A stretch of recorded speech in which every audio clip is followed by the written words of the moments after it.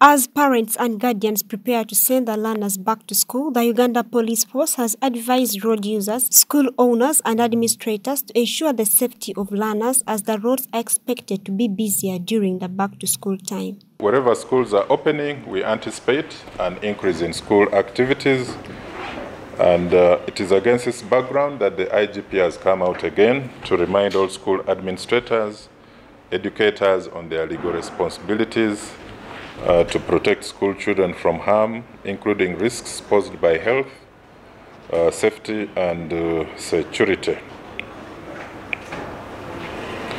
So this second term, like I said, means an increase in activities of teaching and learning and many other academic preparations. It also means waking up early to transport children to school. The police also say that boarding learners should be examined to ensure they are free from child abuse and violation, having spent 3 weeks at home. Boarding schools, we always remind the school leadership, matrons, to ensure that all children returning to the boarding section are examined upon their return for any signs of sexual and child abuse during their holidays. They also need to watch out for allergies. Then still for boarding sections, we have always told parents to really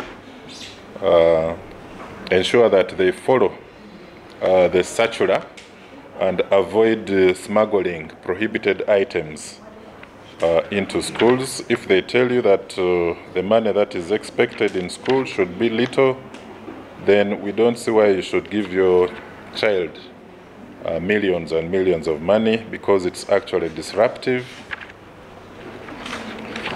We request those who transport children to school, even in boarding, ensure that you take the children up to the school. Parents and guardians are also called on to provide kids on boda-bodas helmets to ensure they are safe. Usually boda-bodas are reckless. So for those who use boda-bodas to transport their children to and fro, try to acquire helmets where possible, because 80% of all head and brain injuries arise out of failure to use helmets, including children. Then, of course, so schools, this is another term. Of course, so there are always new threats. It's important to regularly review their security emergency preparations.